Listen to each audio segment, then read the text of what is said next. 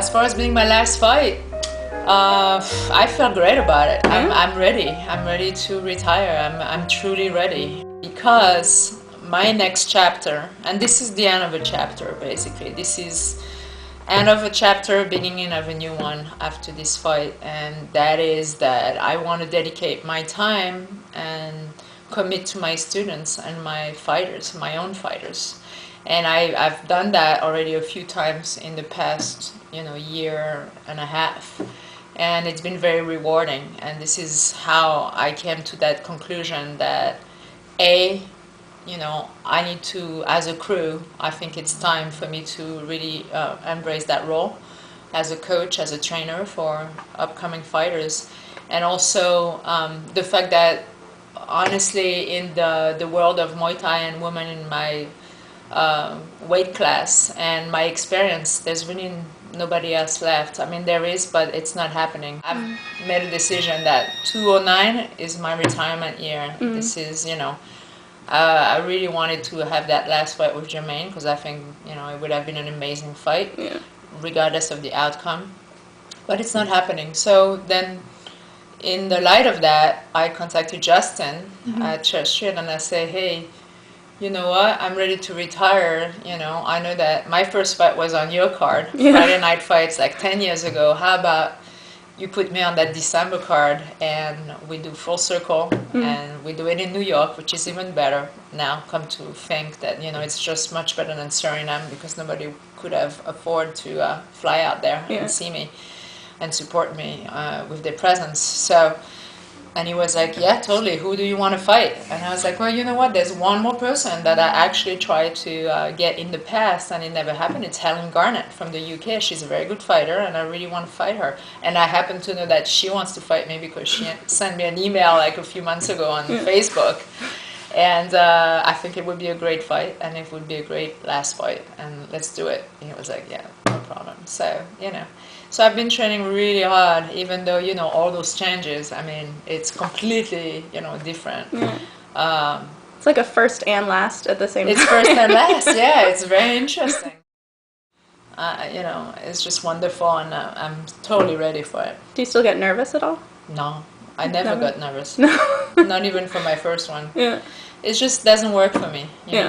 Whatever works, I always tell my students, because they're like, oh, you didn't get nervous?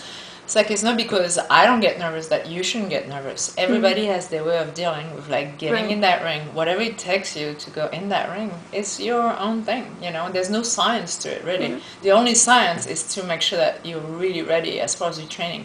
And you've done everything that was asked of you. And that's the only thing, that's the only requirement.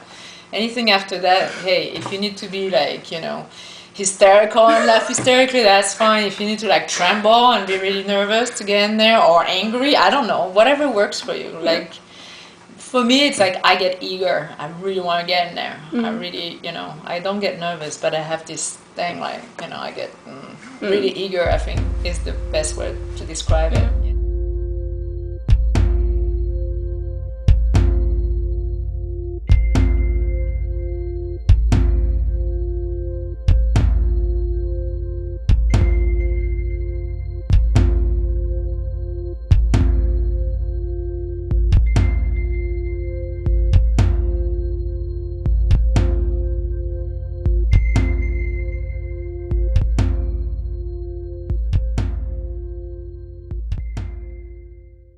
I've got many rituals. Quickly. Cleaning my apartment and house is very important to me. I just did it actually. I don't know if you can tell, but it looks lovely. Thank you. So that's one huge ritual for me. Everything has to be in order for me to be, relaxed up there. And then I have my going to the Buddhist temple ritual the day before the fight, where I go get my Mongkong and Prajat blessed. So that will be on Thursday. Then I have my manicure, pedicure, and red nails that I'm known for, and that makes everybody crack up. I know. It's the one thing that everybody is like puzzled about every time. But I've been doing it for 10 years. So I get my mani-pedi on Thursday as well, red nails. Very important. What else? And oh yeah, I watched a really silly movie on Friday, fight day, to laugh my ass off. And that's another ritual. And then on the way to the fight, I get my baked potato with sour cream.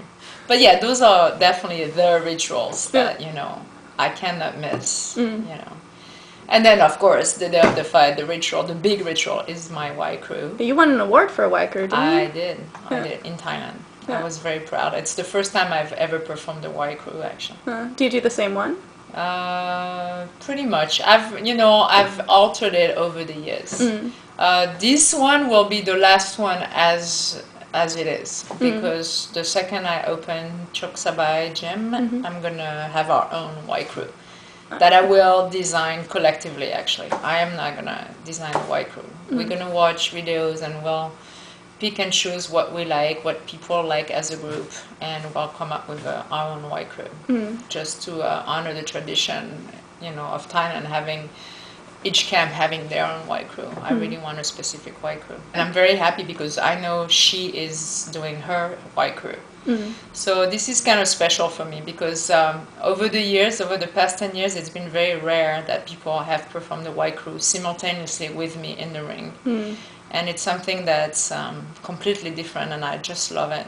You know, it's just the energy, and I think for the audience, it's a very special moment. People love it because it just totally set a different tone to a fight. You know, it's not just a fight; it's something else. You know, so that's that contrast between the beauty of the dance and then the brutality that happened for 5 rounds. And we're doing a 5 rounds 3 minutes, which I believe is the first time a woman pro fight is 5 rounds 3 minutes in the United States. So again, you know, kind of making history and breaking the glass ceiling, which is really cool. Shattering it and then walking away. That's it, exactly. Do you think you'll miss it at all? Fighting? Getting ready? Yeah.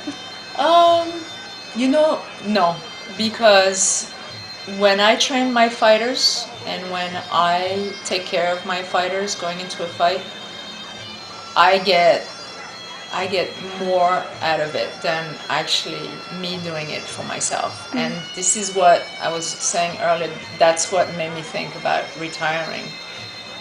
The fact that I became a crew and what it entails to be a crew. If you know you take it seriously and what it should be. You know, my fighting didn't really fit in that picture anymore. Really, you know. I mean, I could. But I don't want to. I really, you know, just like the buzz, I get the same buzz. Yeah, I get even a bigger buzz actually taking care of other people and getting them ready because I'm part of their training. I'm right in there. You know, it's not like I'm just directing.